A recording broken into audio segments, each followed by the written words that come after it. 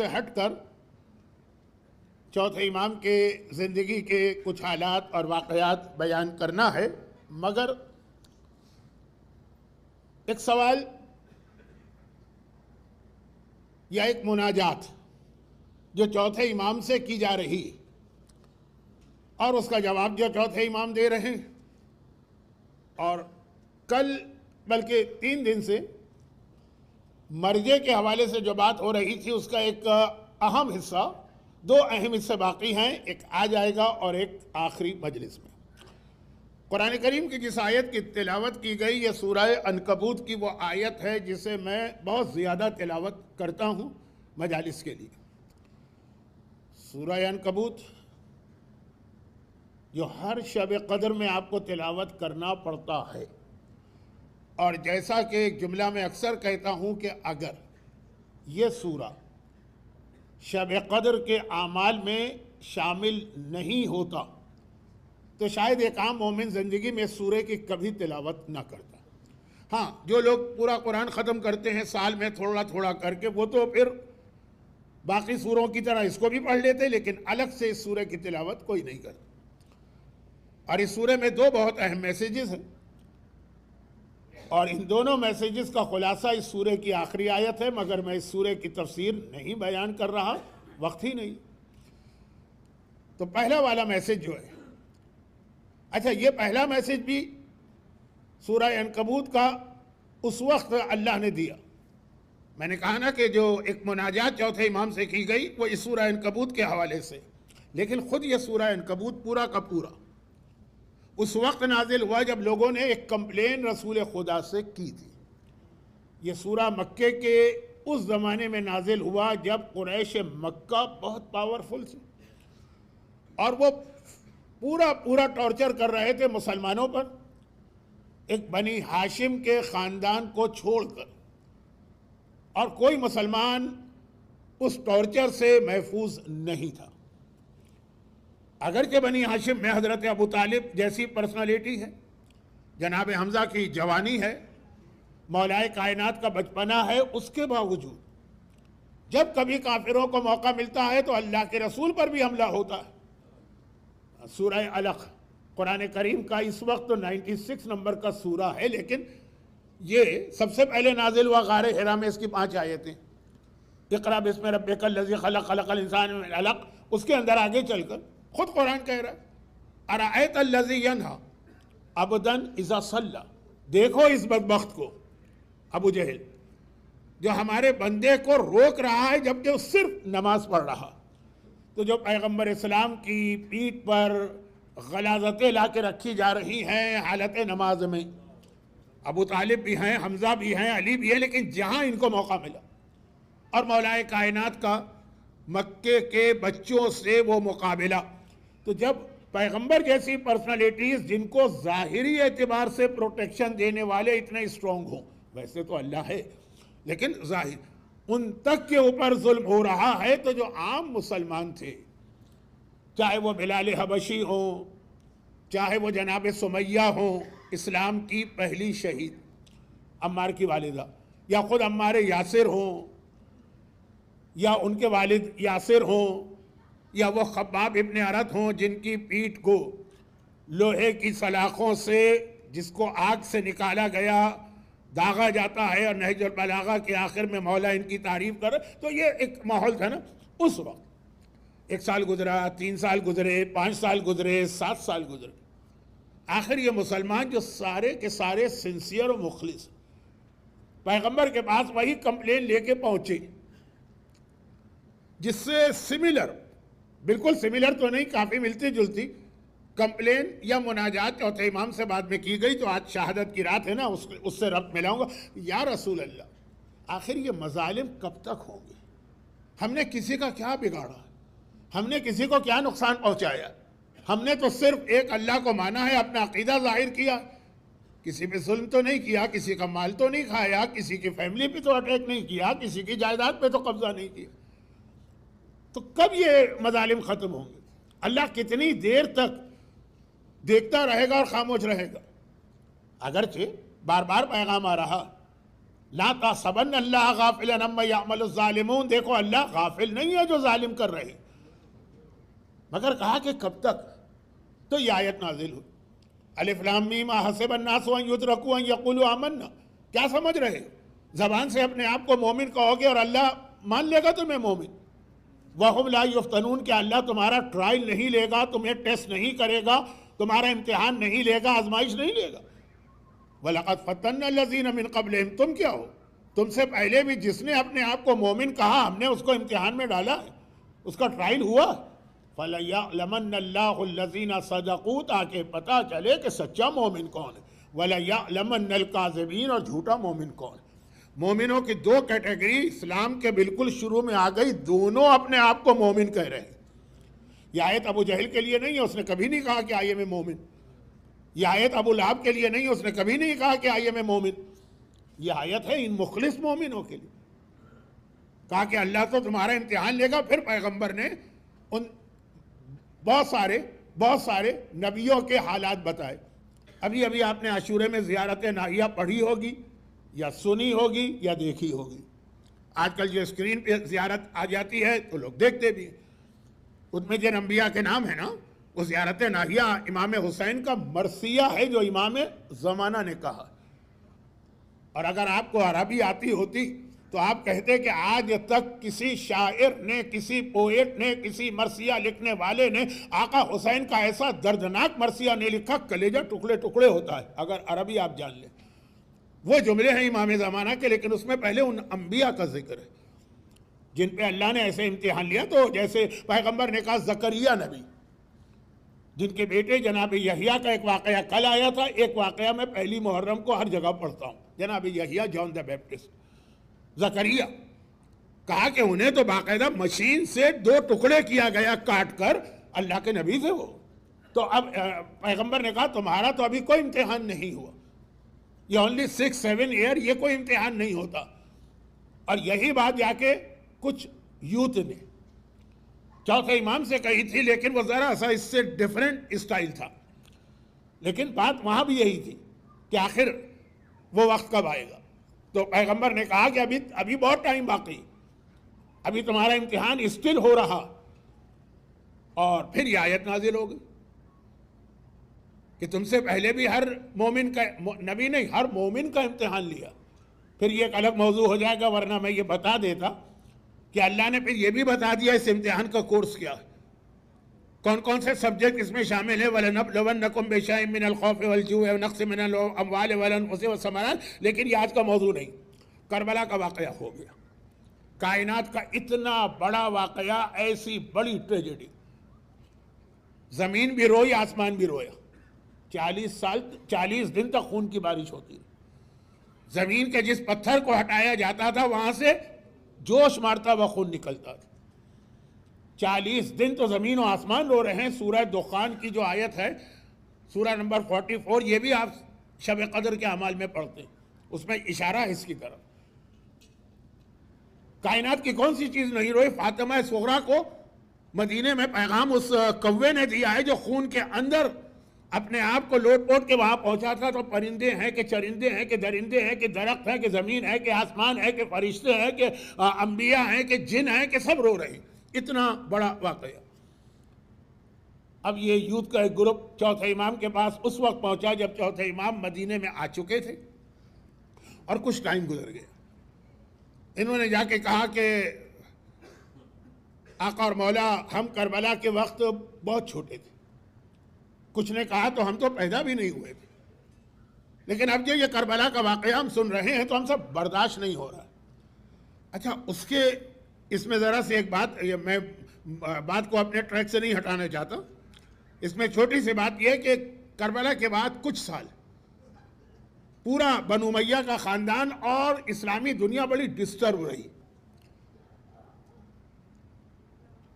چوتھے امام کے بارے میں یہ جملہ ہے کہ عبد الملک ابن مروان جو چوتھے امام کے زمانے میں خلیفہ بنا تھا، اس نے بہت ظلم کیے، شیعوں کا قتل عام کیا، حتیٰ یہ کہ تاریخ اسلام کے 2 سب سے زیادہ ظالم انسانوں میں، کربلا کے ظالموں کو چھوڑ دیجیے، اس کے علاوہ سب سے زیادہ جو 2 ظالم انسان اسلامک ہسٹری میں گزرے ہیں ان میں سے ایک اسی کا گورنر تھا حجاج ابن یوسف، اس کا گورنر تھا، اس کو رکھا اسی کام کے لیے گیا تھا، لیکن حجاج کو اس نے لیٹر بھیجا تھا کہ خبردار علی ابن الحسین کو کچھ نہ کہنا۔ یہ محبت کہاں سے اس دل میں پیدا ہوئی؟ کوئی محبت نہیں۔ ریزن لکھتا کہ میں نے دیکھا کہ مجھ سے پہلے جس نے بھی اہل بیت کا خون بہایا ہے اس کی حکومت فوراً ختم ہو کے رہ گئی ہے، میں اپنی حکومت بچانے کے لیے یہ نہیں کرنا چاہتا ہوں۔ یعنی ذرا سا آدمی اگر آنکھ کھول کے دیکھے نا، ذرا سا سوچے تو وہ اسی نتیجے پہ پہنچے گا۔ کوئی اس کو محبت نہیں تھی اہل بیت سے۔ میں نے کہا حجاج جیسا انسان جس نے 1,20,000 120,000 شیعوں کو قید میں رکھا، اور کیسی قید جہاں ان کو کپڑے پہننے کی اجازت نہیں تھی، 70,000 مرد تھے اور 40,000 عورتیں تھیں بغیر لباس کے وہ اس جیل کے اندر رہی تھی، اور کتنا خون بہایا۔ یہ حجاج ابن یوسف کا آرڈر ہے، کیونکہ کربلا کے بعد جو ہیں 4-5 سال ایسے ہی گزرے، یزید مارا گیا، اس کے بیٹے نے حکومت چھوڑ دی، مروان ابن حکم تو خیر۔ آج کی شہادت کی رات ہے تو بتانا نہیں چاہتا ہوں، لیکن پھر بھی بتا دو تاکہ آپ کے والے، اسی کا بیٹا عبد الملک، مروان ابن حکم، اس کے بعد حکومت آ گئی۔ کیسے آ گئی؟ یزید مر گیا، جہنم واصل ہو گئے، کیسے مرا اس کے بارے میں بھی الگ الگ رپورٹس ہیں۔ اس کے بعد اس کا بیٹا حکومت میں آیا، اس نے حکومت ٹھکرا دی، کہا میرا باپ بھی جہنم میں جل رہا ہے، میرا دادا بھی جہنم میں جل رہا ہے، میں اس کے گناہ میں شریک نہیں ہونا چاہتا۔ اب مروان کو ایک چانس بنا، یہ مروان وہی بدترین انسان ہے۔ جب 28 رجب کو آقا حسین کو گورنر مدینہ نے بلایا تھا اور آقا نے کہا تھا کہ مجھے وقت دو کل صبح تک کا، تو گورنر نے کہا اچھا جائیے۔ مروان نے کہا خبردار ان کو جانے نہ دینا، اگر آج نکل گئے پھر تیرے ہاتھ میں نہیں آئیں گے۔ اس کا باپ جسے رسول خدا نے مدینے سے بائی آرڈر نکال دیا تھا، کیونکہ جب رسول چلتے تھے وہ ان کے پیچھے رسول کی نقل کرتا ہوا، جوک کرتا ہوا پیغمبر کس طرح چل رہے ہیں، مدینے سے نکالا تھا۔ لیکن چونکہ حضرت عثمان سے اس کی بیٹی کی شادی ہوئی تھی تو اس کو بھی بلا لیا، مروان بھی، تو خیر اس نے یزید کی بیوہ سے شادی کر لی، چنانچہ حکومت مل گئی اس کو۔ اچھا پھر اب شہادت کی رات اچھا نہیں لگتا، ورنہ 9 ربیع الاول کو میں سناتا ہوں۔ تو اس نے ایک مرتبہ کوئی اپنی بیوی کے بارے میں کوئی ایسی بات کہہ دی، بیوی کو آ گیا غصہ، وہ تھی بڑی ہیوی ویٹ ٹائپ کی، بہت زیادہ اوور ایٹ۔ رات کو یہ سو رہے تھے، اس نے ان کے منہ پہ رکھا پلو، اس پر آ کر بیٹھ گئی اور یہ وہیں ٹہ ہو گئے۔ لیکن اس کے بعد اس کے بیٹے عبد الملک کو میں نے بہت اس کو احتیاط سے پڑھا تاکہ یہ جوک کا انداز بھی نہ بنے اور ہسٹری کی ایک حقیقت آپ کے سامنے۔ اچھا چلے یہاں پہ ایک بات میں کہہ دوں جو مجھے آگے کہنا تھی، لیکن اب لگ رہا کہ ٹاپک میرے کنٹرول سے نکلے گا۔ مولا کا ایک فرمان ہے آقا حسن آقا حسین کے نام، لیکن ایڈریس ان کو کیا، سنایا ہم کو گیا۔ ہمارے اردو میں کہاوت ہے، اب یہ ذرا سی پھر تھوڑی سی لائٹ گفتگو نہ بن جائے، کہ عقل مند عورتیں، عقل مند، بہت عورتیں عقل مند بھی ہوتی ہیں، وہ اپنی بیٹی کو بہت برا کہتی ہیں، لیکن مقصد یہ نہیں ہوتا۔ سنایا جاتا ہے بہو کو، کہا بیٹی سے جاتا ہے، سنایا جاتا ہے بہو کو۔ شاید آپ کی زبان میں بھی ایسی کوئی کہاوت ہے کہ یہ ایک طریقہ ہوتا ہے۔ اگر عقل مند عورت ڈائریکٹ بات کرے گی تو وہی ہوگا جو روزانہ ساس کبھی نن تھی، نن کبھی ساس تھی، کیا وہ چیزیں ہیں۔ لیکن عقل مند عورت بیٹی کو کہے گی یہ تم نے صفائی کی، یہ تم نے کھانا پکایا، لیکن مقصد بیٹی نہیں ہے کسی کو۔ تو اب یہ کہ یہ بہت ہی لائٹ وے میں ہو گیا، میری پوری کوشش کے باوجود آپ کو بہرحال ہنسی آ گئی، کیونکہ کہاوت ہی ایسی۔ مولا نے حسن حسین سے جتنی نصیحتیں کی وہ اسی اسٹائل کی ہے کہ کہا ان سے جا رہا ہے، سنایا ہم کو جا رہا ہے۔ کونا للظالم اونا وللمظلوم، کونا للظالم خصما وللمظلوم اونا۔ دیکھو تم دونوں ظالم کے دشمن بننا جہاں ظلم نظر آئے۔ ابھی یہ جو مناجات پڑھی جا رہی تھی پارا چنار کے حوالے سے، کل بھی میں نے بات کی تھی، ظلم کے خلاف تمہیں کھڑا ہونا، اور للمظلوم اونا، اور مظلوم کی مدد کرنا، یہ مولا کا ایک بہت مشہور فرمان۔ لیکن اس کے اندر ایک بہت امپورٹنٹ پوائنٹ یہ ہے کہ اگر کبھی ایک آدمی ظالم ہو اور بعد میں وہ مظلوم بن جائے تب کیا کیا جائے گا۔ اب یہ چوتھا امام، ایک نہیں 2 واقعات سن لیجئے، اس لیے کہ میں یہ نہیں چاہتا کہ چوتھے امام کی شہادت کی رات ہو اور ان کا ذکر ہی نہ ہو۔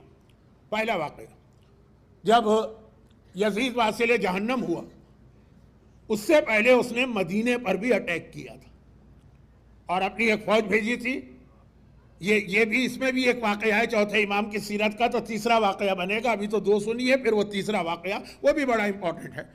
آج ابھی نماز سے پہلے میں نے یہاں پہ کچھ عمرے کی اسپیچ کی تھی اور مسائل بتائے تھے، تو اس کا بھی ایک کانٹیکس بنے گا. لیکن پہلے واقعہ، تو اب جب یزید کے لشکر نے مدینے پہ اٹیک کیا، وہ میں بتا چکا ہوں کہ وہ جو جمیلہ جس نے 4 عورتوں کو گواہ رکھا تھا اپنی سہاگ رات کے لیے، اس کا بیٹا جب جوان ہوا تو اس کی قیادت اور لیڈرشپ میں یہ اپرائزنگ ہوئی، مدینے پہ اٹیک کیا، یزید کی فوج نے پورا مدینہ تباہ کر دیا.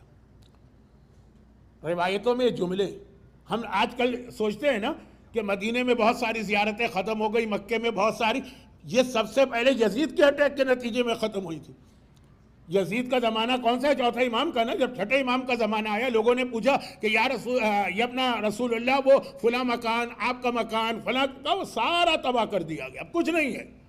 یہ آج کی بات نہیں، یزید کا اٹیک بہت اہم اٹیک تھا. خیر، اب اس کا اگلا جملہ سن لیجئے تاکہ ریپیٹ نہ کرنا پڑے.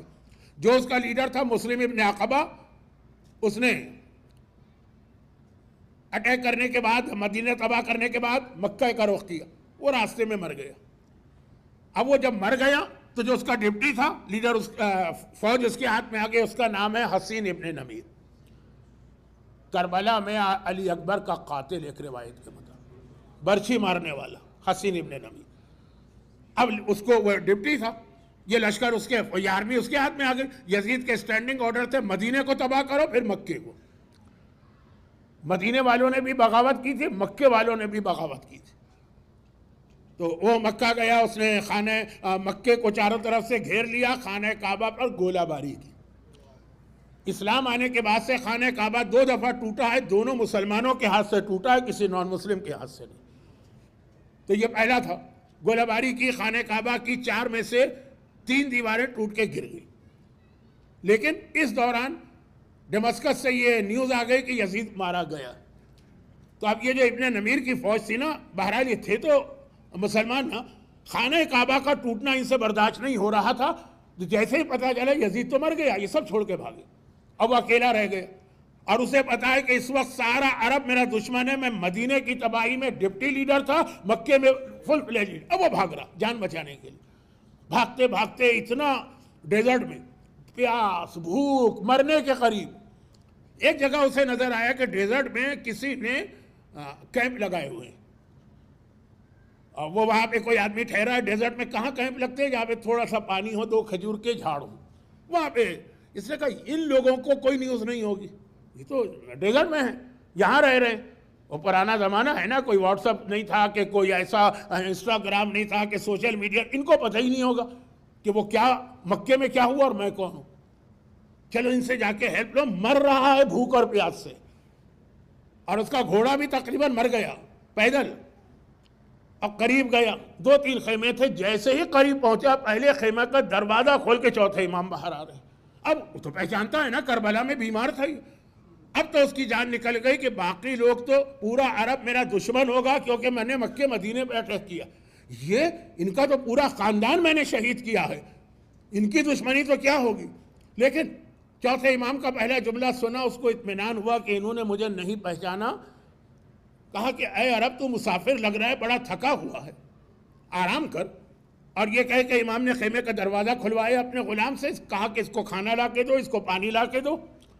کھانا پانی کئی دنوں کے بعد اس کے پیٹ میں گیا. ذرا سانس میں سانس آئی تو اب نیند آ گئی.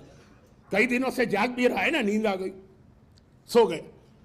تھوڑی دیر کے بعد، 2 گھنٹے 3 گھنٹے کے بعد ذرا نیند ہوئی تو یہ اٹھا.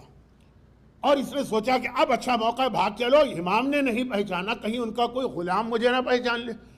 جان بھی بچ گئی، کھانا بھی ملا، پانی بھی ملا، کچھ آرام ملا، کچھ طاقت آ گئی. اب میں کہیں اور جاتا ہوں. جیسے ہی باہر نکلا، چوتھے امام نے آواز دے کے روکا کہ اے عرب رک جائے، مسافر رک جا.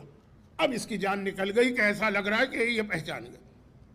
لیکن کیا کرتا، یہ پیدل تھا، امام کے پاس تو سارے گھوڑے تھے. اب یہ مڑا تو امام نے کہا کہ تو جا رہا ہے تو پیدل کہاں ڈیزرٹ میں جائے گا، گھوڑوں میں سے بہترین گھوڑا لے کے جا تاکہ آرام سے پہنچ جا. غلام سے کہا اس کو کھانا بھی دو، اس کو پانی بھی دو، تاکہ یہ سفر کر کے کسی گاؤں تک پہنچ جائے. اب اس سے بھی برداشت نہ ہو. انتہائی ذلیل تھے یہ یزیدی لشکر کے جو سپاہی کربلا پہنچے تھے، فطرت کے اعتبار سے انتہائی نیچ تھے. اور شاید اپنی خلقت کے اعتبار سے بھی حلال کی اولاد نہیں تھے، لیکن جو امام کا اس نے اتنا سلوک دیکھا، اب گھبرا کے اس نے کہا کہ شاید آپ نے نہیں پہچانا میں کون ہوں۔ میرے چوتھے امام نے جن کی شہادت کی رات ہے کہا میں تجھے بھول سکتا ہوں؟ تو نے میرے جوان بھائی علی اکبر کے کلیجے میں برچھی کا پھر مارا تھا، کیا تجھے بھی بھلایا جا سکتا ہے؟ تڑپ کے کہتا ہے تو پھر آپ نے اتنا سارا سلوک کیا؟ کہا کہ ہاں، اس وقت کیونکہ تو مظلوم ہے اور پریشانی میں ہے اور مصیبت زدہ ہے، اس حالت میں ہم کبھی بھی انتقام نہیں لیتے ہیں بلکہ مظلوم کی مدد کرتے ہیں۔ یہ گھوڑا لے جا، پانی لے جا، کھانا لے جا اور جہاں تیرا دل چاہے چلے جا۔ ہمارے یہاں چھوٹی چھوٹی بات پر خاندانوں میں جھگڑے ہوتے ہیں، شوہر بیوی میں ڈیورس ہوتا ہے، میں نے بتایا نا لائن لگتی ہے ڈیورس والوں کی، بھائیوں کے تعلقات ختم ہو جاتے ہیں، بزنس پارٹنر کے تعلقات ختم ہو جاتے ہیں۔ اگر ہنس بول کر ایک دوسرے سے بات بھی کر رہے ہو تو دل کے اندر ایک دوسرے کو گالیاں دے رہے ہوتے ہیں۔ میرے پاس تو ایسے کیسز بھی آتے ہیں، لوگ آ کے مسئلہ پوچھتے ہیں، مولانا وہ ہمارے باپ کا اپنے بھائی سے جھگڑا ہوا، یعنی میرے چچا سے، اور انہوں نے وصیت کر دی کہ خبردار اگر میں مر جاؤں تو میرے بھائی کو میرے جنازے پہ نہ آنے دینا۔ اب میرا باپ مر گیا ہے تو اب چچا ہے، وہ بھی میرا رشتہ دار ہے، تو میں اس کو کیسے روکوں، سمجھ میں نہیں آ رہا باپ کی یہ وصیت۔ لوگ مسئلہ پوچھتے ہیں، مسئلہ کوئی خالی سٹوری نہیں سناتے اپنے خاندان کی کہ ایسے بھی لوگ کہ ہماری میت پہ بھی نہ آنے دینا ہے۔ کون؟ مومن ہے وہ، ٹھیک ہے، کوئی پیسے کا جھگڑا ہوگا، کوئی فیملی کا پرابلم ہوگا، کوئی اور بات ہوگی۔ ابن نمیر جیسا تو نہیں ہے نا، اتنا بڑا ظالم حسین ابن نمیر، چوتھا امام، اس کی بھی مدد کر رہا ہے، یہ کہہ کر کے اس وقت تو مظلوم۔ دوسرا واقعہ سن لیجیے، یزید کے لشکر نے مدینے پہ جب اٹیک کیا تو کیوں کیا؟ کیونکہ مدینے والوں نے یزید کے خلاف اپرائزنگ کی تھی، اور جو اپرائزنگ ہوئی تھی اس کے اندر سارے نوجوان، سارے مدینے والے ملے، پہلے تو یزید کے گورنر کو مدینے سے نکال باہر کیا، اور پھر یزیدیوں کو ڈھونڈنا شروع کیا کہ یزید کے فیور والے کون ہیں، ان کو قتل کرنا۔ اب سب سے بڑا یزیدی جو تھا اس وقت وہ مروان ابن حکم تھا، جو 28 رجب کو گورنر مدینہ، پھر بھی تھوڑی شرافت دکھا گیا کہ ٹھیک ہے جائیے، فرزند رسول آپ نے کہا ہے کہ ایک رات کے بعد جواب دیں گے تو آپ جائیے۔ مروان جیسا آدمی، بس نہیں چلتا میرا کہ میں اس کے پورے حالات آپ کے سامنے رکھوں، لیکن چوتھے امام کے حالات پڑھنا ہے مروان کے۔ مروان کو پتا ہے کہ اس وقت مدینے کا ذرہ ذرہ، بچہ بچہ میرا دشمن، میں کسی کے ہاتھ لگوں گا وہ مجھے نہیں چھوڑے گا۔ میں تو کسی طرح ایک آدمی کے لیے چھپ کے نکلنا شاید آسان ہو، لیکن میرے ساتھ میرا پورا کٹم ہے، میری فیملی ہے، میری بیوی ہے، میرے بچے ہیں، خاندان کی ساری عورتیں ہیں۔ اب وہ سب سے پہلے تو گیا، یہ تیسرے خلیفہ کا داماد ہے حضرت عثمان، تو جو ان کی بڑی دوستی تھی دوسرے خلیفہ سے، حضرت عمر ان کے بیٹے کے پاس گیا، کہا کہ یہ حالات ہیں، میری فیملی کو رکھ لیجئے، میں تو بچ جاؤں گا۔ انہوں نے کہا نہیں بھائی، پورا مدینہ اس وقت تمہارے خلاف ہے، لوگ مجھے قتل کر ڈالیں گے اگر میں نے تمہیں پناہ دی۔ اب کیا کریں، سمجھ میں نہیں آ رہا۔ کسی نے کہا کہ جاؤ علی ابن الحسین کے پاس، کہا ان کے پاس تو سب سے بڑے میرے دشمن ہوں گے، لیکن مسئلہ یہی ہے نا کہ جب آدمی کو کوئی راستہ نہ ملے تو تنکے کا بھی ایک سہارا ہوتا ہے۔ گیا، کہا فرزند رسول، اس وقت تو اسی طرح بات کرے گا نا، یہ میری فیملی ہے، میری بیوی ہے، میری بہنیں ہیں، میری بیٹیاں ہیں، میری بچیاں، ان کو پروٹیکشن چاہیے۔ امام نے کہا سب کو لے کے آؤ، میرا گھر ان کے لیے حاضر ہے، یہاں نہیں، یہ مدینہ ہے، ہو سکتا ہے کسی جوان کو رات میں جوش آ جائے، مدینے کے باہر میری ایک پراپرٹی ہے جہاں پر میں نے ساری سیدانیوں کو شفٹ کیا، کیونکہ امام اس وقت کے مدینے کے حالات میں کوئی انٹرفیئر نہیں کرنا چاہ رہے تھے۔ جہاں میری بہنیں ہیں، جہاں میری پھوپھیاں ہیں، جہاں میرا خاندان والا ہے، وہاں تمہاری خاندان کی عورتیں جائیں گی۔ سب کو لے کے امام نے وہاں رکھا، اور ان عورتوں کا یہ جملہ کہ ہمیں اپنے باپ کے گھر میں کبھی اتنا آرام نہ ملا جتنا چوتھے امام کے گھر میں ملا، ہمیں اپنے شوہروں کے گھر میں اتنا سکون کبھی نہیں ملا جتنے چوتھے امام کے گھر میں ملا۔ مروان ابن حکم کی وہ فیملی جو اس وقت امام کے کنٹرول میں، اور مدینے والے دشمن ہیں، لیکن امام نے کہا نہیں، دشمنی جو بھی ہے، لیکن جب وہ بھی مظلوم بن جائے تو کم از کم اس وقت اس کی مدد کرنا ہوتی۔ اور یہیں پہ ایک ذرا موضوع سے ہٹ کے کہ ہمارے یہاں تو ذرا ذرا سی بات پہ جو دشمنیاں ڈیولپ ہو جاتی ہیں، آپ لوگ اس سے محفوظ ہیں تو خدا کا شکر ہے، اور اس کو اسی طرح رکھیے گا، مینٹین کیجیے گا اس جذبے کو اگر ہے۔ لیکن اب یہ اتنی بات ہوئی نا، تو اس میں ایک بات اور بتا دیجیے، اور وہ یہ ہے اصل میں میرا موضوع جس سے میں کہیں سے کہیں چلا گیا، وہ جو کچھ مرجعیت کے بارے میں کہنا تھا وہ تو میں نہیں کہہ پاؤں گا، وہ کل ہی بات آئے گی، لیکن اس میں ایک چھوٹی سی بات. ابھی میں نے کہا نا کہ لوگ مجھ سے سوال کرنے آتے ہیں بعض اوقات، واجبات کا سوال، کہ بھائی باپ کی وصیت ہے کہ ان کو نہ آنے دینا، اور وہ ہیں سگے بھائی مرنے والے کے، تو کیا مجھے اختیار ہے کہ میں جنازے پہ آنے سے ان کو روک دوں؟ گھر میں آنے سے چلے روک سکتا ہوں، لیکن امام باڑے میں جنازہ جائے گا. باپ نے تو کہا تھا میرا چہرہ بھی نہ دیکھا نا اس آدمی کو. تو پوچھنے آتے ہیں نا. یہاں ایک بہت اہم چیز، آج کل یہ فیشن نکل آیا ہے ویسٹ میں، اور خاص طور پر انگلش اسپیکر کے ساتھ، کہ جو بھی آتا ہے کوئسچن آنسر سیشن. دیکھیں یہ بہت ہی زیادہ ہائیلی کوالیفائڈ عالم ہونا چاہیے جو کوئسچن کا جواب دے، اور اس انداز کا جواب تو مرجع بھی نہیں دیتا ہے جیسا ہم ایکسپیکٹ کرتے ہیں انگلش اسپیکر سے، اور اپنے بچوں کو ان کے حوالے کر دیں گے. کوئسچن آنسر کا سیشن ہر ایک سے سوال نہیں پوچھا جا سکتا. ہمارے ہاں مرجعیت میں بھی یہ ہے. اور اگر آپ اور بیک پہ جائیے گا تو ابھی جو اشرا میں نے اس سے پہلے پڑھا تو چھٹے امام کے زمانے میں بھی یہ تھا کہ مرجع بھی کہے گا کہ میری فیلڈ مثلا حلال و حرام کے مسائل ہیں، آپ اس سے ہسٹری کی کوئی بات پوچھے گا وہ کہے گا کہ نہیں، یہ آپ جا کے فلاں عالم سے پوچھے، وہ ہسٹری کا ایکسپرٹ. تفسیر قرآن کی کوئی بات کہیں گے وہ فلاں سے پوچھے، وہ ان کے ایکسپرٹ. یعنی مختلف علوم جو ہیں اسلامی سائنسز، اس کے الگ الگ ایکسپرٹ ہوتے ہیں. ہمارے ہاں تو ایک آدمی آتا ہے، اسے دنیا بھر کے سوالات اس طرح پوچھے جاتے ہیں جیسے وہ سلونی والا ہے کہ جو سوال پوچھو گے جواب دے دے. قرآن بھی اسی سے، حدیث بھی اسی سے، ہسٹری بھی اسی سے، فقہ بھی اسی سے، جیسے وہ سلون. بڑے بڑے مراجع کہتے ہیں کہ یہ ممکن نہیں ہے کسی کے لیے، اور آپ کے بچے بڑے شوق سے جاتے بھی ہیں کیونکہ کوئسچن آنسر ذرا سا ان کو اچھے لگتے ہیں، وہ بھی بولتے. اچھا جہاں تک بات آئی ہے تو یہ ایک جملہ کہہ دوں، جو ویسٹرن کنٹریز میں پیدا ہوئے اور جنم لیا، اسپیکرز کی بات کر رہا ہوں، اسپیکرز ویسٹرن کنٹریز میں جنم لیا، اور وہی آپ کو چاہیے کیونکہ آپ کے بچوں کو انگلش نہیں چاہیے، انگلش ایکسنٹ چاہیے. اگر وہ انگلش میں بولیں گے یہ تو پاکستانی انگلش، ارے یہ تو انڈین انگلش، اس کو تو انگلش بولنا بھی نہیں آتی. انہیں ایکسنٹ چاہیے. نہ ان کو انگلش چاہیے، نہ ان کو کوئی میٹر چاہیے، نہ ان کو حق اور باطل کا فرق چاہیے. ایکسنٹ. اب دیکھیں میں تو تعریف سنتا ہوں. اچھا اردو میں بھی کافی خرابیاں ہیں، لیکن میں اس پہ کم بولتا ہوں. کیوں؟ اس لیے کہ اگر میں بولوں تو لوگ کہیں گے تو جیلسی ہوگی. مولانا کا اس خطیب سے کوئی جھگڑا وگڑا ہوگا، ان کا اشرا اس نے لے لیا ہوگا، اس لیے اس کے خلاف بول رہے. اب میرا اور انگلش اسپیکر کا کہیں پر بھی کوئی کامن ایسا انٹرسٹ نہیں ہے، تو میں تو صرف چوتھے امام اور چھٹے امام کی سیرت کی روشنی میں ایک میسج دے رہا ہوں. میرا کام میسج دینا ہے. مجھے پتا عمل کرنے والے عمل نہیں کریں گے، لیکن آج میں نے عمل دیکھ لیا. کب دیکھ لیا؟ جب ابھی وہ جو سفرہ تھا اور دسترخوان تھا تو پتہ چلا کہ مرد بھی یہاں پہنچے ہوئے. جب میں پہلی بار آیا تھا تو پتہ چلا کہ جعفری سینٹر اٹلانٹا کی عورتیں کسی مرد کو دسترخوان کے قریب بھی نہیں بھٹکنے دیتی. یہ عورتوں کا ہے اور اس میں کوئی مرد نہیں آ سکتا. شہزادی کی حد تک تو پھر سمجھ میں آتا ہے، لیکن وہاں بھی سمجھ میں نہیں آتا. اب مجھے پھر اس وقت جنت البقیع کا ایک واقعہ چھوٹا سا یاد آ رہا ہے. میں چاہتا ہوں شہادت کی رات میں ایسی باتیں نہ ہو، لیکن اب پتہ نہیں کیوں میری زبان پہ آ رہی. اہل سنت کے یہاں، خاص طور پر وہابیوں کے یہاں، قبرستان میں عورت کا جانا حرام ہے. چاہے دنیا کا کوئی قبرستان ہو، اٹلانٹا کا قبرستان میں جائز نہیں، حرام ہے ان کے یہاں. ہمارے یہاں نہ صرف یہ کہ اجازت ہے بلکہ مستحب بھی ہے. تو اب جنت البقیع میں جو اتنی سختی ہے وہ جنت البقیع کی وجہ سے نہیں. آپ سعودی عرب کے کسی قبرستان میں کسی عورت کو جاتے نہیں دیکھیں گے.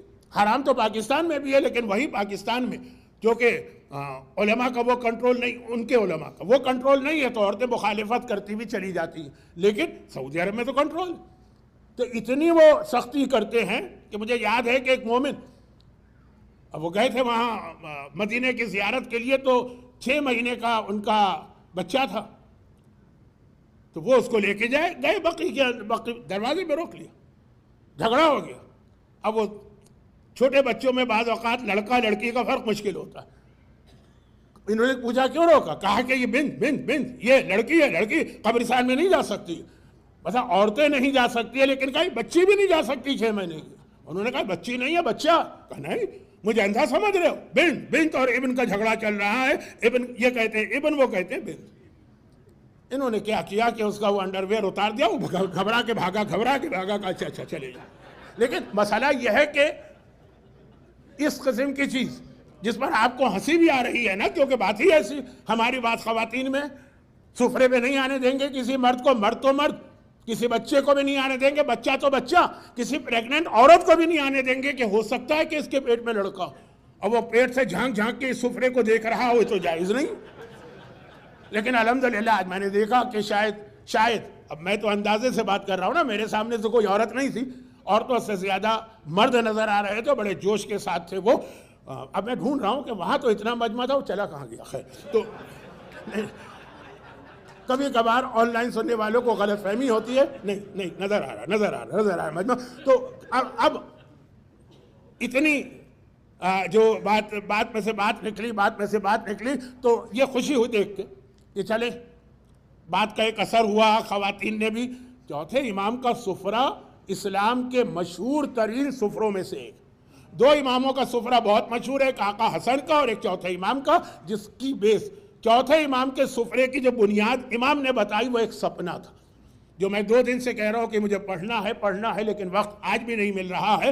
تو یہ چوتھے امام کا دسترخوان بہت مشہور تھا کربلا کے بعد، تو وہ تو میں نے کہا کہ بات مان لی، لیکن باقی جو باتیں میں کہہ رہا ہوں خاص طور پر انگلش اسپیکر کے حوالے سے نہیں مانتے لوگ، نہ مانے۔ مجھے تو خالی آپ کو میسج دینا ہے کہ بڑے بڑے مجتہدین اور علماء بھی ہر سوال کا جواب نہیں دے پاتے ہیں، اور ہمارے حوزے میں تو خیر ڈویژن آف ورک ہے کہ ہم اس میں ریسرچ کریں گے، تم اس میں ریسرچ کرو، لیکن انڈیا پاکستان میں جہاں ایک عالم کی تھوڑی معلومات سب چیزوں میں ہوتی ہے، جو یہاں جنم لیتے ہیں بچے اور اسپیکر بنتے ہیں، آریٹر بنتے ہیں، جن کے حوالے آپ اپنے بچے خوشی سے کر دیتے ہیں۔ نہج البلاغہ میں مولا کا ایک خطبہ ہے امام حسن کے نام کہ بیٹا اپنے بچوں کے بارے میں بڑی کیئر کرنا، چونکہ آج کا موضوع مولا نہیں ہے، مولا کا پوتا ہے، اس لیے اتنا ہی کہہ کے رک جاتا ہوں۔ تو یہ جو یہاں پیدا ہو کے اسپیکر بنے ان کی اتنی غلطی بھی نہیں، اسپیکرز کی بات کر رہا ہوں، کیونکہ ویسٹ کے ایجوکیشن سسٹم میں مائنڈ سیٹ ہی ایسا کیا جاتا ہے کہ ہر چیز کے بارے میں تم اپنا پرسنل اوپینین دو، ہر چیز کے بارے میں۔ اب وہ عام جو باتیں ہوتی ہیں، کوئی قانون بنتا ہے، کوئی پارلیمنٹ، کوئی کانگریس، کوئی عام قانون، تو کیونکہ میں بھی حالات کی وجہ سے ویسٹ کے ایک کونے میں بیٹھا ہوا ہوں، تو وہاں تو اسکول میں بچوں سے، کالج میں بچوں سے پوچھتے ہیں what's your opinion about it. تو اب یہ جو واٹس یور اوپینین ہے نا، یہ جو ان کا مائنڈ سیٹ بنا ہے، تو پھر یہ دین میں بھی آ جاتا۔ اور وہ بچوں کے، یہ میں اپنی پرسنل نالج اور انفارمیشن کی بنیاد پہ کہہ رہا ہوں، سنی سنائی بات نہیں، وہ جب بچہ سوال کرتا ہے تو اس کو مرجع کا فتویٰ نہیں بتاتے، بلکہ ان کے اسٹائل سے لگتا ہے کہ بیچارے کو خود نہیں پتا کہ مرجع کا فتویٰ کیا، ان مائی اوپینین کہہ کے وہ بات شروع کرتا۔ وہ چاہے قرآن ہو، قرآن کیا کہہ رہا ہے اس سے کوئی تعلق نہیں، ان مائی اوپینین، حدیث کیا کہہ رہی ہے اس سے کوئی تعلق نہیں، فقہ کیا کہہ رہی ہے۔ تو کوئسچن آنسر چاہے کسی آپ اردو والے عالم سے کرائیں، چاہے کسی انگلش والے سے کرائیں، چاہے کسی فارسی والے سے کرائیں، چاہے کسی عربی والے سے کرائیں، اور چاہے کسی گجراتی والے سے، ضروری بھی ہے، لیکن اس کے اندر اس کی صلاحیت ہونی چاہیے، اتنا آپ کے پاس پہلے اس کو جج کرنے کی صلاحیت، اور پھر اپنے بچے اس کے سامنے رکھیے گا۔ یہ نہیں کہ جو آ رہا ہے ہر آدمی کوسچن آنسر کر رہا ہے، ایسے اس میں بلنڈر ہو جاتے ہیں۔ اب میں اس کی تفصیل میں نہیں جا رہا، تو بات یہ ہو رہی تھی کہ چوتھے امام سے سوال کیا گیا، فرزند رسول حجاج کا واقعہ پڑھنا تھا، تو چلے پڑھ ہی دوں، اس کے بعد پھر یہ سوال کی طرف آتا ہوں۔ حجاج ظالم ترین انسانوں میں سے ایک، کیونکہ یہ جو ابھی میں نے 2 واقعے آپ کو سنائے، ایک حسین ابن نمیر کو امام نے ڈیزرٹ میں پناہ دی، اور ایک مروان ابن حکم جیسے بدترین دشمن اہل بیت۔ زیارت عاشورہ میں آل مروان پر بھی لعنت، وہ اسی مروان کی اولاد ہے، یہی مروان جس کا میں نے ذکر کیا، لعنت بھی اس پر ہے، اور اس کے خاندان کو امام اس وقت پروٹیکشن دے رہے ہیں جب اس کے قریب ترین دوست اور رشتہ دار جو تھے منع کر رہے تھے۔ تو یہ جو دونوں واقعات ہیں، یہ یزید کا اٹیک مدینہ مکے پہ، تو یہ تیسرا واقعہ اسی سے ریلیٹڈ ہے، تو یہ بھی سن لیجئے، اور پھر میں اپنے آج کے موضوع کو اختتام تک لے جاؤں۔ اب مروان ابن حکم مدینہ میں، مکے کے اندر عبداللہ ابن زبیر، انہوں نے اپرائزنگ کی تھی، اس نے اپرائزنگ کی تھی، وہ بھی سخت دشمن اہل بیت، جس نے بعد میں مختار کو شہید کرایا اپنے بھائی کے ذریعے سے۔ کربلا سے اس نے فائدہ اٹھایا کہ کربلا کی وجہ سے لوگ غصے میں آئے، تو اس نے امام حسین کا نام لے کے مکے پہ حکومت قائم کر لی، 6 سال 5 سال۔ اس کے اوپر جب اٹیک ہوا آخر میں، تو وہ بھی مارا گیا، اور حجاج نے کعبے کو گرایا. اور حسین ابن نمیر نے کعبے کی 3 دیواریں گرائی تھی. حجاج نے تو ایسی گولہ باری کی کیونکہ عبداللہ ابن زبیر پناہ لینے کے لیے کعبے کے اندر جا کے بیٹھ گئے تھے کہ یہاں تو کوئی نہیں آئے گا مجھے نقصان پہنچانے. کعبے کا ایک احترام ہے. وہاں تو ایک چیونٹی کو مارنا بھی جائز نہیں ہے, شکار حرام ہے, کیڑے مکوڑے حرام ہیں, تو یہاں کون آئے گا. لیکن یہ تو حجاج جو تھا, اس نے خانہ کعبہ پہ اتنی گولہ باری کی کہ پورا خانہ کعبہ زمین کے لیول تک بلکہ اس کی بنیادیں تک نظر آ گئی, جو بالکل اس کے اندر فاؤنڈیشن جو حضرت ابراہیم نے خانہ کعبہ کی بنیاد ڈالی. خیر وہ تو ختم ہو گیا. پھر وہ عبداللہ ابن زبیر پکڑا گیا, مارا گیا. اب مسئلہ ہوا کعبے کو دوبارہ بنانا. وداؤٹ کعبہ تو مکہ نہیں رہ سکتا. کعبہ بنانا, کعبہ جب بنانا شروع کیا گیا تو جیسے ہی کعبے کی دیوار کو اٹھاتے ہیں وہ کعبے کی دیوار گر جاتی ہے. حجاج اور کعبے کے بغیر ظالم سے ظالم حکمران کی حکومت جو ہے نا وہ باقی نہیں رہ سکتی. اسی کے نام پر تو مسلمانوں پہ یہ حکومت کرتے ہیں کہ ہم کعبے کے کسٹوڈین ہیں, ہم کعبے کے خادم ہیں, ہم حج کرواتے ہیں. یہی نعرہ ہمیشہ لگتا رہا. تو کعبہ تو چاہیے. بار بار دیوار گر رہی, تھوڑی سی دیوار اٹھتی ہے اور گر جاتی ہے. اب تھوڑا سا اس میں تاریخ کعبہ کا ہلکا سا ٹچ آئے گا. میں اس کی ڈیٹیل میں نہیں جانا چاہتا کیونکہ جو لوگ ابھی تک مکے نہیں گئے ہیں ان کی بات سمجھ میں نہیں آئے گی تو تقریر ذرا سی کمپلیکیٹڈ ہو جائے گی. لیکن تھوڑا سا ٹچ تو آئے گا. اب حجاج ابن یوسف بہت پریشان, کعبہ تو بنانا. کسی نے اس کو مشورہ دیا کہ صرف ایک آدمی ایسا جو تیرے اس پرابلم کو سالو کر سکتا ہے, یعنی جو وارث کعبہ, جو اصلی معنوں میں کسٹوڈین آف کعبہ ہے, جو اصلی معنوں میں محافظ کعبہ. چوتھے امام نے تو کئی خطبات میں یہ کہا, انا ابن مکہ, انا ابن صفا, انا ابن مروہ, انا ابن زمزم. میں مکے کا بیٹا ہوں, میں صفا کا بیٹا ہوں, میں مروہ کا بیٹا ہوں, میں زمزم کا بیٹا ہوں, میں کعبے کا وارث ہوں. کہا کہ بس علی ابن الحسین. اور یہ میں نے ابھی عرض کیا شروع میں کہ عبد الملک کا زمانہ تھا جس نے کہا تھا کعبے کو تباہ کرو کہ مدینے کو. علی ابن الحسین کو کچھ نہ کہنا کیونکہ جس نے فاطمہ کی اولاد کو شہید کیا اس کی حکومت چلی نہیں, 1 سال 2 سال میں ختم ہو گئی. اپنی حکومت بچانا ہے. تو خیر اس نے ہاتھ نہیں لگایا تھا, لیکن جب یہ ہوا تو امام کے بعد پہنچا کہ یہ مسئلہ. امام آئے اور امام نے آنے کے بعد ایک ایسا جملہ کہا جو پورا ایک الگ موضوع ہے میرا, لیکن مشہور موضوع ہے, آپ سنتے ہیں. اس کے لیے ذرا سی بہت مختصر کعبے کی تاریخ سنیے, بہت مختصر. حضرت ابراہیم نے جو خانہ کعبہ بنایا ہے وہ آج والا نہیں, وہ اس سے مختلف تھا. پھر یہ کعبہ رسول خدا کی جوانی میں گر گیا تھا, ایک پانی سیلاب آیا تھا. جب حجر اسود لگانے میں جھگڑا ہوا, پیغمبر نے چادر پہ ایک پتھر رکھ کر سارے قبیلوں سے کہا ہو, اس وقت یہ ٹوٹ کے گر گئے. اس وقت مکے والوں نے, مکے کے کافر ہیں, ابھی اعلان رسالت نہیں ہوا, انہوں نے کعبہ ویسا بنایا جیسے آج, ابراہیم والا نہیں. اس کا بھی ایک واقعہ ہے لیکن وہ تو پڑھنے کا کوئی فائدہ نہیں ہے, تو وہ ویسا بنایا. پھر جب حجاج ابن یوسف نے کعبے کو توڑ دیا تو اس نے کہا کہ میں پھر ویسا کیوں نہ بناؤں جیسا ابراہیم نے بنایا ایکچوئل کعبہ. اور چونکہ بالکل نیچے فاؤنڈیشن نظر آ رہی ہے ابراہیم کے کعبے کی, کہا میں ویسا بناتا ہوں. رسول خدا نے جب مکہ فتح کیا تھا تو اس وقت یہ کہا تھا کاش میں اس قابل ہوتا, یہ لفظ توہین والا مت سمجھیے, عربی کا لفظ عزت والا, کاش میں اس قابل ہوتا کہ خانہ کعبہ کو اپنے دادا کے پلان کے مطابق بناتا. لیکن اے عائشہ تمہاری قوم نئی نئی مسلمان ہوئی ہے, پورے عرب میں پروپیگنڈا ہو جائے گا یہ کون رسول ہے کہ جو کعبے ہی کو غلط بنا رہا. یہ جنریشن سے کعبہ قریش نے جس طرح بنایا, اس لیے میں ابھی ہاتھ نہیں لگا رہا. تو پھر کسی نے بعد میں پوچھا تھا یا رسول اللہ تو کعبہ ایسا ہی رہے گا. کہا نہیں, جب آخری امام آئے گا میرا بیٹا وہ اس کعبے کو حضرت ابراہیم کے نقشے پہ بنائے گا. اور اب کوشش کون کر رہا ہے, بیچ میں آ گیا حجاج ابن یوسف چھلانگ لگا کے, بھئی کعبہ بنانا ہے تو میں ویسا کیوں نہ بناؤں. جب پورا کعبہ ٹوٹ ہی گیا ہے, ختم ہو گیا ہے, تو ابراہیم کے نقشے پر وہ دیوار گر جاتی, وہ دیوار گر جاتی. چوتھے امام کے پاس گئے. اچھا چوتھے امام اس سے یہ نہیں کہنا چاہتے تھے کہ اللہ نے یہ جہاد یا یہ کعبے کی تعمیر آخری امام کے ہاتھ میں رکھی, تیرے اختیار میں نہیں ہے. یہ کہنا نہیں چاہتے تھے آخری امام, لیکن دیکھ رہا تھا وہ کہ میرے اختیار میں نہیں. امام نے کہا کعبے کو ویسے ہی بنا جیسا اب تک چلا آ رہا. کہنا یہ چاہ رہے ہیں کہ یہ کعبہ حضرت ابراہیم کے نقشے پر میرا بیٹا ہی بنا سکتا ہے, حجاج جیسا ظالم نہیں بنا سکتا. چنانچہ حجاج نے کہا اچھا میں کوشش کرتا ہوں. اور جب وہ قریش کے نقشے پہ بنایا تو بالکل بن گیا، کعبے کی دیوار بھی نہیں گری۔ وہ ایک واقعہ ہے اژدہے والا، لیکن اس کو چھوڑ دیجیے۔ یعنی اب یہ ساری باتوں کا خلاصہ کیا نکلا؟ یہ واقعہ میں نے سنایا، کیا خلاصہ نکلا؟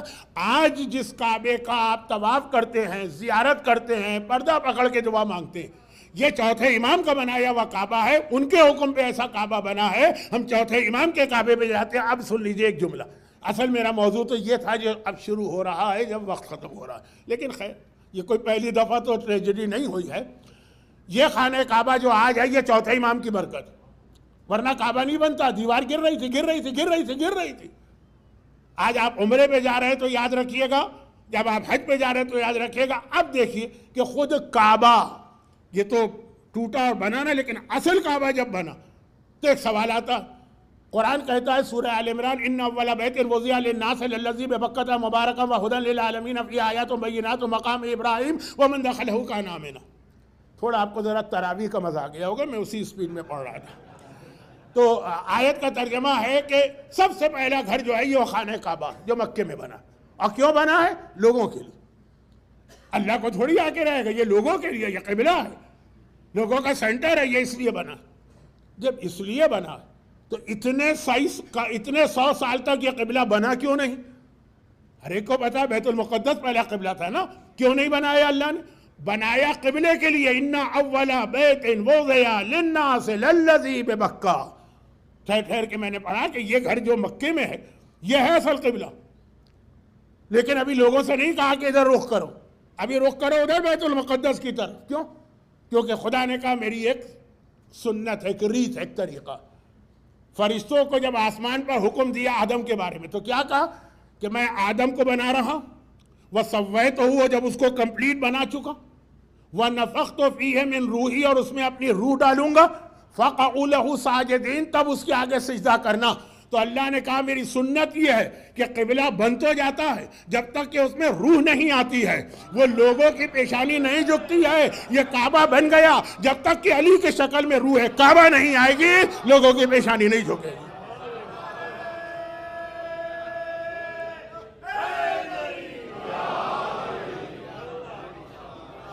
جب شکل علی میں، جب وجود علی میں روح کعبہ آ جائے گی تب یہ کعبہ بنے گا۔ اب جب یہ بات ہو گئی نا تو خطیب اکبر مولانا اطہر صاحب کا ایک جملہ یاد آ رہا۔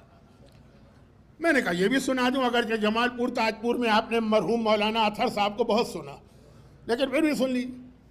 اور وہ یہ ہے کہ یہ جو تھا نا کہ مولا کعبے میں پیدا ہوئے، اس حوالے سے وہ ایک جملہ کہتے ہیں۔ پورا مدینہ جب مسلمان مدینے پہنچ گئے تو سارے مسلمان، یا سارے کا لفظ اگر یہ اتنا جنرلائز کرنا ٹھیک نہیں ہے، تو بہت بڑی تعداد مولا کے فضائل کی وجہ سے جیلس ہو گئے تھے، جل بھن گئے تھے۔ حسد، یہ جیلسی اور حسد بہت بری بیماری۔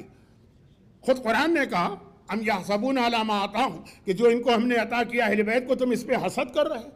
یہ حسد، جیلس، اور جیلسی ہونی بھی چاہیے تھی ایک طرح سے، کیونکہ جو فضیلت ہے وہ انہی کو مل رہی، باقی سب تو منہ دیکھتے رہ جاتے ہیں۔ ایک آدھ دفعہ ان کو چانس دیا گیا تو پھر وہ جو حالت ہوئی وہ بھی آپ کو پتا ہے۔ بلکہ بعض اوقات تو ایسا لگتا ہے کہ جب فضیلت آسمان سے چلتی ہے نا تو وہ اترتی ہے اور ڈھونڈتی ہے کہ علی کہاں ہے تو مجھے علی کے پاس پہنچنا ہے۔ اچھا آپ سنیے، وہ دلیل کے طور پہ کچھ باتیں کہہ رہے ہیں کہ ایک دو طریقے، ایک تو یہ کہ آدمی کو فضیلت چاہیے، ایک ہے فضیلت کو یہ گھر چاہیے۔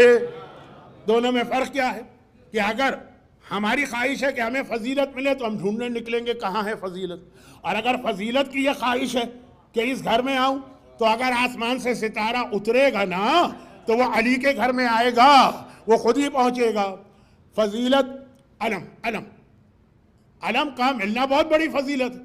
اصحاب رسول کو شب خیبر پوری رات نیند نہیں آئی کہ کل علم ملنے والا، کیونکہ علم تو ہے ہی خیر بہت بڑی فضیلت، اس کے ساتھ کتنے اور سرٹیفکیٹ مل رہے ہیں۔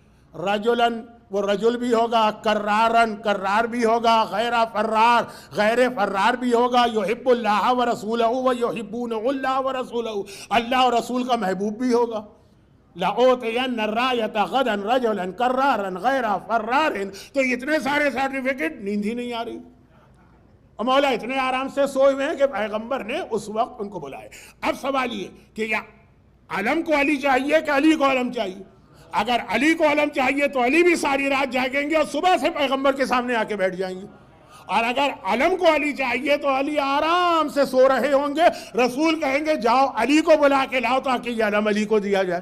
دیکھیں کون کس کے پاس جا رہا ہے، یہ دیکھتے چلی. اب ایک بہت بڑی چیز ہے ولایت. وہابیت کا جو نظریہ ہے کہ ولی صرف اللہ، مولا صرف اللہ اور کوئی مولا نہیں. قرآن کہتا ہے نہیں، ایک نہیں دو نہیں، تمہارے تین مولا. انما ولیکم اللہ ورسولہ والذین آمنوا الذین یقیمون الصلاۃ ویؤتون الزکاۃ وہم راکعون. تین مولا، اللہ ہے، رسول ہے، اور وہ ہے جو حالت رکوع میں زکوٰۃ دیتا ہے، انگوٹھی دیتا ہے. اب یہاں پر یا تو علی کو ضرورت ہے کہ یہ آیت ان کے حق میں نازل ہو. اگر علی کو ضرورت ہے تو علی انگوٹھی لے کے ڈھونڈتے نکلیں گے کہاں ہے وہ سائل جس کو انگوٹھی دوں.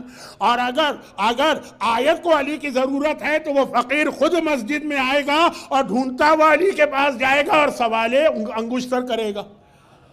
انما ویطعمون الطعام علی حبہ مسکینا ویتیما واسیرا. بھئی قرآن کی آیت کسی کے حق میں نازل ہو کتنی بڑی فضیلت ہے. بعض تو ایسے مسلمان ہیں کہ ان کے کنڈیم والی آیت آئی ہے وہ اس کو بھی پیش کرتے، دیکھو ہمارے بارے میں آیت آئی. بدنام اگر ہوں گی تو کیا نام نہیں ہوگا؟ آیت تو آئی ہے نا. اب یہ کون ان کو بتائے کہ یہ آیت کہہ کیا رہی ہے تو دیکھو، لیکن نہیں، آیت آئی ہے، ایک آیت. اب اگر آیت یا قرآن کو، علی کو قرآن کی ضرورت ہے تو علی مدینے میں نکلیں گے، کوئی یتیم کوئی مسکین اور کوئی اسیر ملے اس کو روٹیاں دوں اور آیت نازل ہو. اور اگر سورہ دہر کو علی کی ضرورت ہے تو یتیم بھی اسی دروازے پر آئے گا، مسکین بھی اسی دروازے پر آئے گا، اسیر بھی اسی دروازے پر آئے گا. آئیے آخری جملہ، یعنی آخری اس میں نکتہ، تب پھر بات مکمل.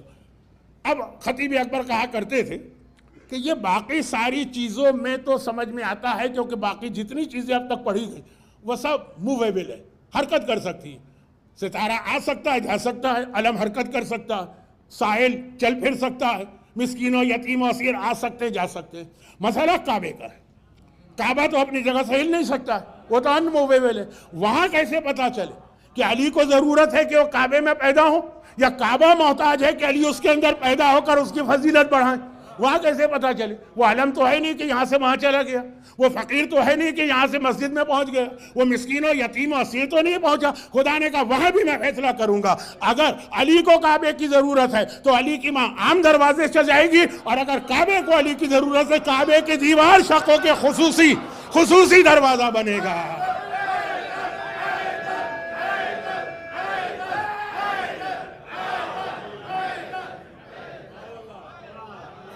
علی علی علی. اور بس اب میں بات ختم کر رہا ہوں. علی معصومین کے حالات میں دیکھیے 12 امام سب سے زیادہ جن کے فضائل میں میچنگ ہوتی ہے وہ علی ہے ابن ابی طالب اور علی ہے علی ابن الحسین، چوتھے امام کے حالات. مجھے اس میں اب کچھ باتیں پڑھنا تھی لیکن وقت بہت زیادہ گزر گیا ہے تو انشاءاللہ آخری کچھ باتیں کل پڑھوں گا کہ حالات زندگی دیکھیں تو بہت زیادہ آپ کو میچنگ ملے گی میرے مولا اور چوتھے امام کے حالات میں. باقی اماموں سے اتنی میچنگ نہیں ملتی ہے. اور چوتھے امام نے کچھ تحفے اپنے شیعوں کو دیے، اسپیشل گفٹ. شہادت کی رات تو چوتھے امام کی ہے، میں نے 4-5 واقعے تو پڑھ لی آپ کے سامنے. اب یہ ایک چھوٹی سی لسٹ. زیارت امین اللہ جیسا عظیم تحفہ، پچھلے سال میں نے اس پہ پوری مجلس پڑھی تھی، اس کو ریپیٹ نہیں کرنا چاہتا، لیکن اس کو میں عظیم تحفہ کیوں کہہ رہا ہوں کہ پہلی بات تو ہمارے پاس جتنی زیارتیں ان میں سب سے زیادہ اتھینٹک زیارت کا نام امین اللہ. اور دوسری بات یہ ہے کہ اس زیارت کو چوتھے امام نے جب دیا اپنے شیعوں کو تو یہ کہہ کر دیا کہ یہ زیارت جو پڑھے گا فرشتے اس کو محفوظ کر کے آسمان پر لے جا کے رسول خدا کے پاس امانت رکھوائیں. رسول ہیں صادق و امین. اور جب امام زمانہ آئیں گے تو وہ سارے جتنی زیارتیں رسول کے پاس ہیں رسول یہ سب امام زمانہ کو بھجوائیں گے کہ ان لوگوں نے یہ زیارت امین اللہ پڑھی ہے، ان کو تم دعوت دو کہ تمہاری فوج میں شامل ہو. وہ میں نے پوری تقریر کی تھی، تو صرف چوتھے امام کی ایک حدیث میں سنا رہا ہوں. یہ تحفہ دی.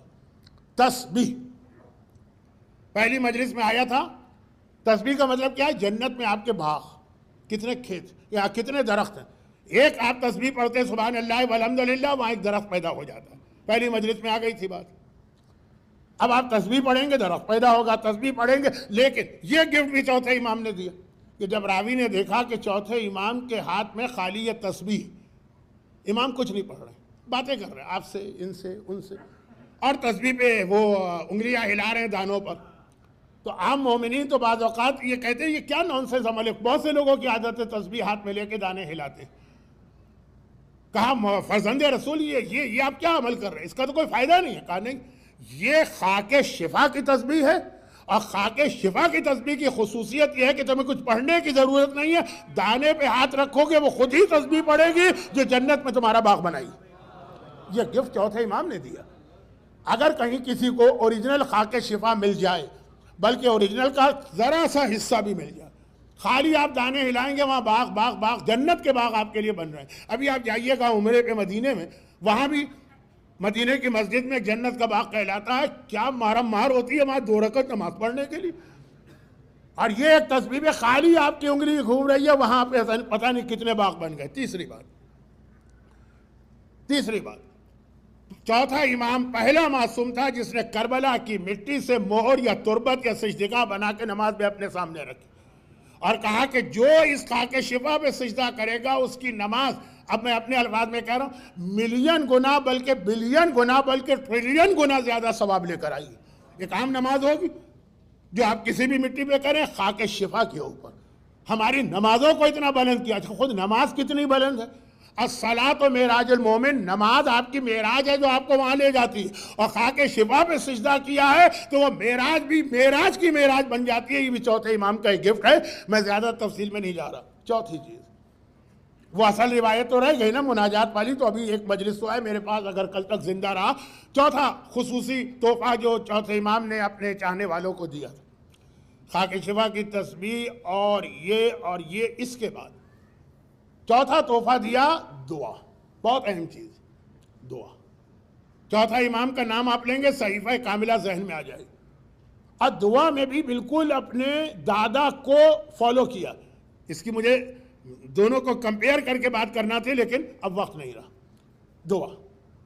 دعا میں کیا خاصیت مولا کے پاس تھی جو مولا کا اپنا ایک معجزہ تھا۔ ایک بار بسم اللہ الرحمن الرحیم کی تفسیر کی عشاء کے بعد شروع کی، فجر کا وقت آ گیا تفسیر مکمل نہیں ہوئی، یہ علم ہے علی کا۔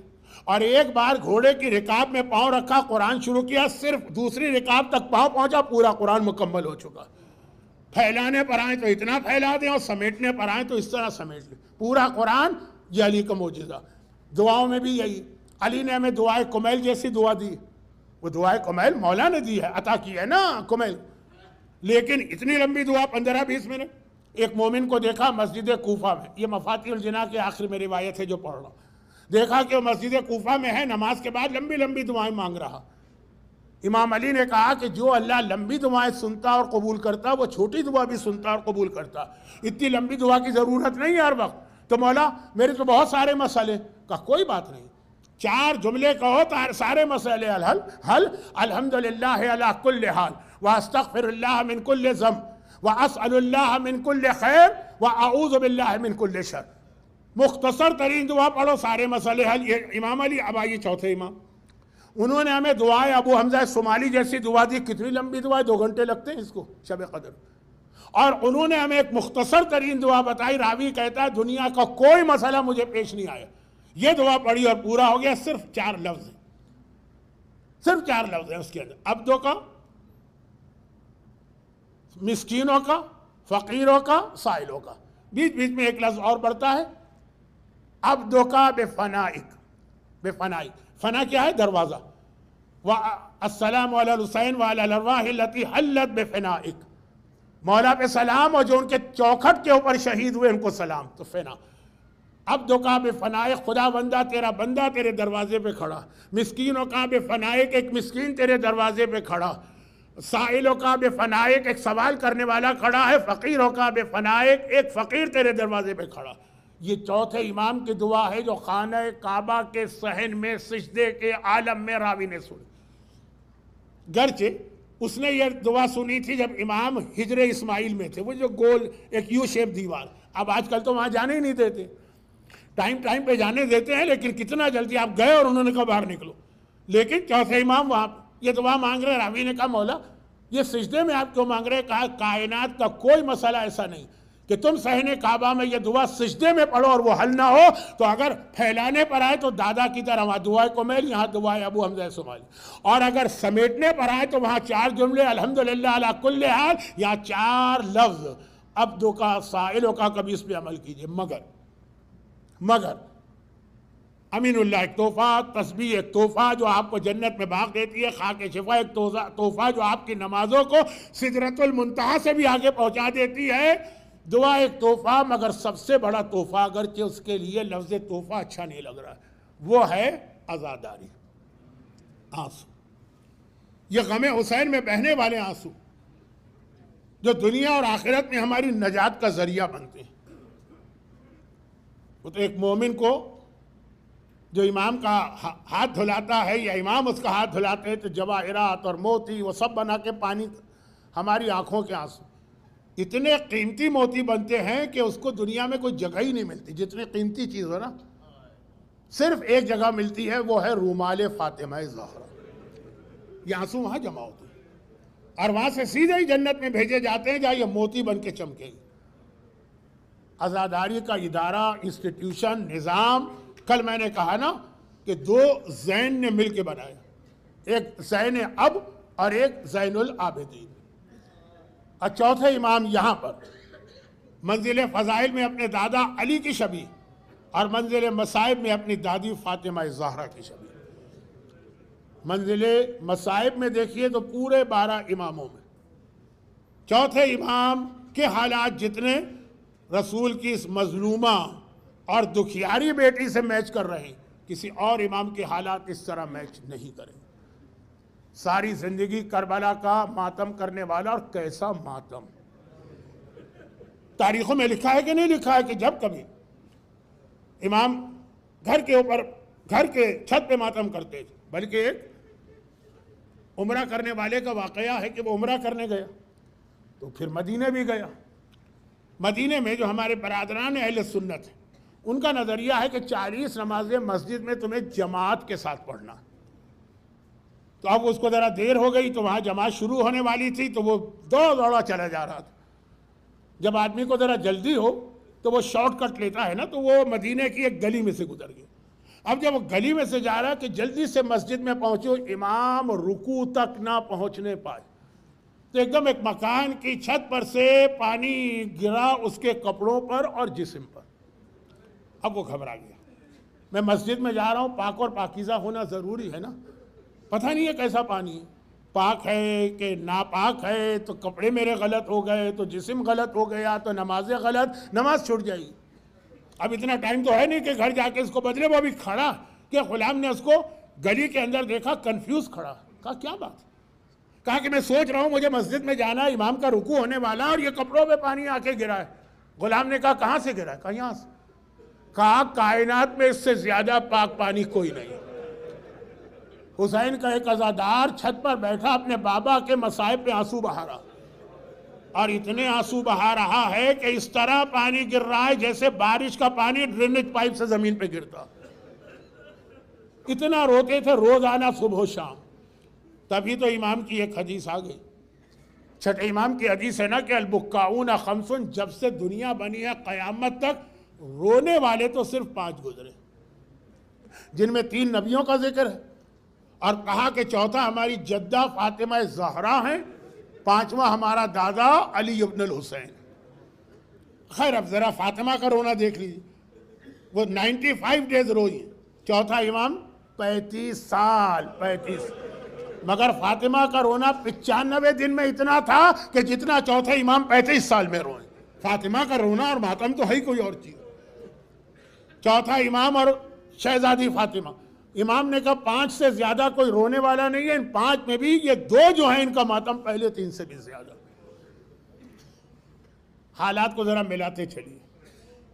اب میں وہ روایت پڑھنا نہیں چاہتا کیونکہ بہت مشہور، جب کبھی کہیں دنیا میں مجلس ہوتی ہے تو جہاں آپ نے جوتیاں اتاری ہوتی ہیں نا عزاداروں نے، وہاں ایک طرف جنت سے اتر کے شہزادی کونین آتی ہیں، بال کھول کے آپ کے لیے ماتم دعا کرتی، اور دوسری جانب حسین کا یہ مظلوم وارث سجاد آتا ہے، دادی کے ساتھ بیٹھ کر وہ بھی آپ کو دعا دیتا۔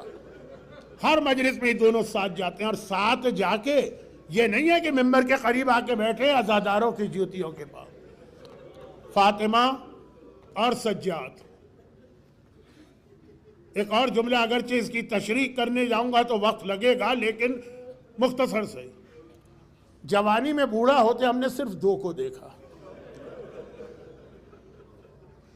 شہزادی کے بارے میں ہے، شہزادی فاطمہ کہ بابا کے بعد جب ان کو مدینے میں ماتم سے روک دیا گیا تو روزانہ فاطمہ فجر کی نماز کے بعد شہر سے باہر جنت البقیع کے پیچھے چلی جاتی، سارا دن وہاں بیٹھ کے ماتم کرتی۔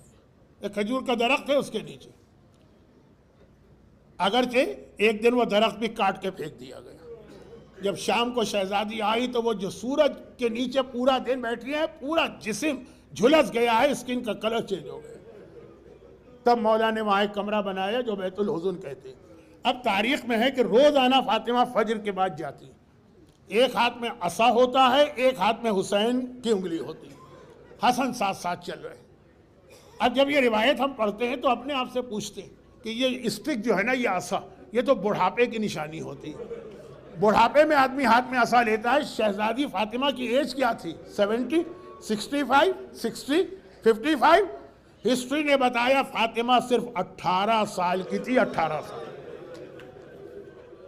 اور 18 سال میں اتنی بوڑھی ہو گئی کہ بغیر عصا کے چند قدم نہیں چل سکتی۔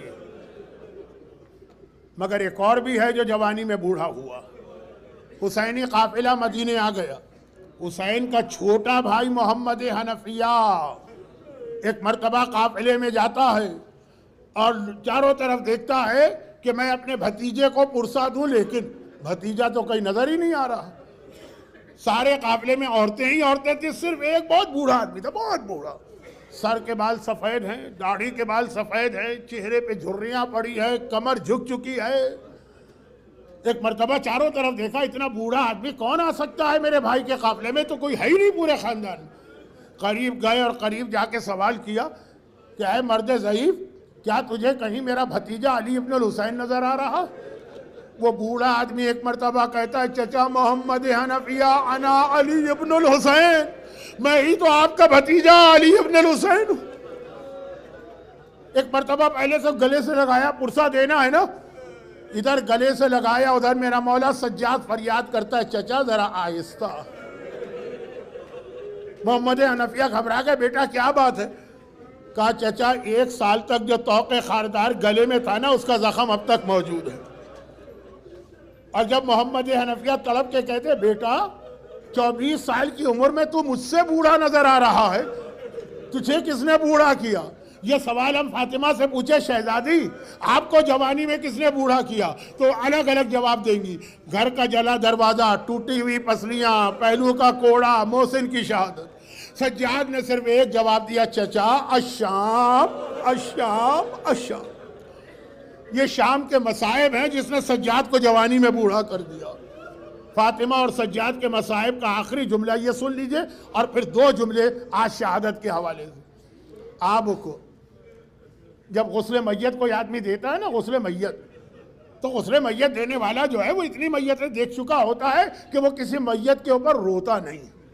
مگر آپ کو 2 میتیں ایسی نظر آئیں گی کہ غسل دینے والا میتوں کو غسل دیتے ہوئے اتنا چیخ چیخ کے رویا کہ بند دروازے کے باہر جو لوگ کھڑے ہیں ان کے کانوں تک یہ آواز پہنچی۔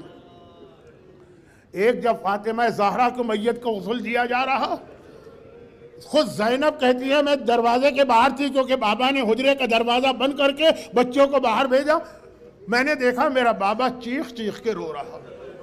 کائنات کا مشکل کشا ہے یہ علی، چیخ چیخ کے رو رہا۔ تھوڑی دیر بعد دروازہ کھلا، علی نے کہا کہ آؤ بچوں ماں کا آخری دیدار کر لو۔ میں نے بابا کے دامن کو تھاما، کہا بابا اتنا بتا دے اماں کی میت کو غسل دیتے ہوئے رو کیوں رہے تھے؟ بابا نے کہا بیٹی جب غسل کا پانی ڈالتے ڈالتے میں پہلو تک پہنچا تو آج 95 دن بعد بھی کوڑے کا زخم تازہ نظر آ رہا تھا۔ اب میں نے ایک عالم سے سنا، بس جیسے یہ سنا، زینب نے، ماں ہے نا زینب کی، ایک مرتبہ فریاد کرنا چاہی، بابا میری ماں کے بدن پہ کوڑا اب تک ہے۔ علی نے سر پہ ہاتھ رکھا، کہا بیٹی تیری ماں نے تو ایک کوڑا کھایا تھا، اور تو جو کربلا سے کوفہ اور کوفے سے شام جائے گی نا تو سارے راستے تیرے بدن پہ کوڑے پڑتے رہیں گے۔ تو میرا مولا رویا فاطمہ کو غسل دیتے ہوئے، کیونکہ پہلو زخمی تھا، اور دوسرا آج کی رات میرے چوتھے امام کو ولید ابن عبد الملک ابن مروان ابن حکم ابن عاص ملعون نے زہر دیا۔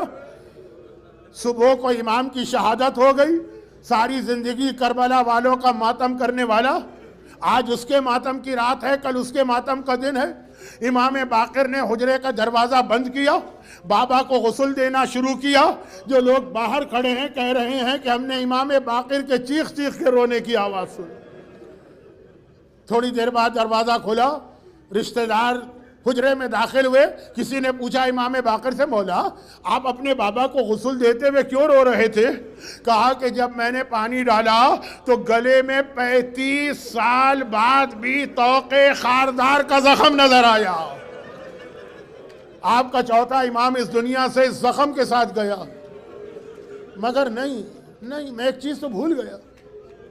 میں نے کہا کہ غسل خانے میں 2 مرتبہ رونے کی آواز آئی، علی روئے پہلوے زہرا پہ کوڑا دیکھ کر، امام باقر روئے اپنے بابا کے گلے میں طوق کا زخم دیکھ کر، مگر ایک تو غسل خانہ اور ہے۔ زندان شام میں ایک ننھی سی بچی مر گئی، اور اس ننھی سے بچی کو غسل دینے کے لیے غسالہ کو بلایا گیا۔ وہ پردے کے پیچھے غسل دینے گئی کیا، چیخیں مارتی بھی باہر آ گئی۔ زینب سے کہا کہ بیویو تم نے اس بچے پہ کتنا ظلم کیا ہے، میں نے خالی کرتا ہٹایا تھا تو سارا جسم زخموں سے بھرا ہوا، خون سے بھرا ہوا۔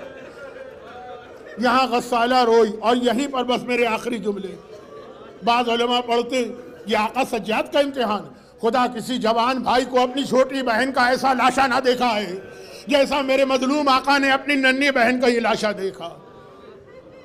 کفن نہ ملا تھا سکینہ کو، اسی کرتے میں دفن کیا گیا جو کربلا کی شام غریبہ جل گیا تھا، اور وہی سارے خون سے بھرا ہوا جو راستے کے زخم تھے مولا سجاد۔ کہا جاتا ہے کہ جب یہ میت کو لے کے قبر کے قریب پہنچے، اتارنا چاہتے ہیں، ایک بار مولا سجاد کو اپنی دادی فاطمہ کی آواز آئی، سجاد بیٹا لا میری بیٹی کو میرے حوالے کر دے، سکینہ کو لینے کے لیے فاطمہ آئی ہے۔ اور یہی جملہ کسی نے امام باقر سے پوچھا۔ جب شہادت ہو گئی میرے چوتھے امام کی ولید ابن عبد الملک کے زہر سے، اور صبح غسل دیا گیا، جنازہ تیار ہوا، میرا 5واں امام بابا کے جنازے کو لے کے جنت البقیع میں داخل ہوا۔ اللہ آپ کو لے جائے جہاں پہ امام حسن کی قبر ہے، اس کے پہلو میں قبر تیار کی گئی۔ قبر میں اتارا جا رہا ہے کہ لوگوں کے کان میں کسی بی بی کے رونے کی آواز آ رہی۔ اس وقت تو خاموش رہنے کا حکم ہے۔ جب قبر بند ہوئی، لوگوں نے کہا مولا امام باقر یہ کون بی بی رو رہی تھی؟ کہا ارے یہ میری دادی فاطمہ زہرا تھی جو میرے بابا کی میت کو لینے کے لیے بقیع کے قبرستان میں آئی۔ امام باقر نے باپ کو دفن کر دیا، لیکن ایک سوال میں اپنے چوتھے امام سے کرنا چاہتا ہوں۔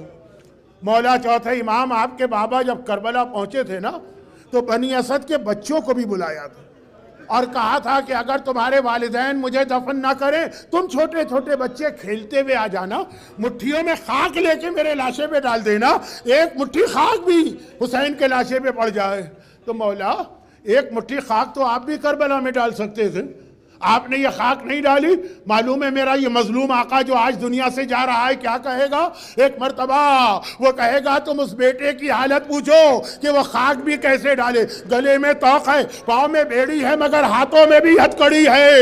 میں اپنے بابا کے لاشے پہ خاک بھی نہیں ڈال سکتا، میں اپنے بابا کا جنازہ نہ اٹھا سکا، مگر امام باقر نے تو جنازہ اٹھایا نا، تو آپ بھی اپنی جگہ سے کھڑے ہوئیے۔ چوتھا امام جس کا جو اپنے بابا کا تابوت نہ اٹھا سکا اس کے تابوت کو کندھا دیجئے، سینوں پہ ہاتھ ماریے، ایک مرتبہ فاطمہ زہرا سے فریاد کریں، شہزادی وہ سجادہ ہم سے اپنے اس لال کا پرسہ لیجئے۔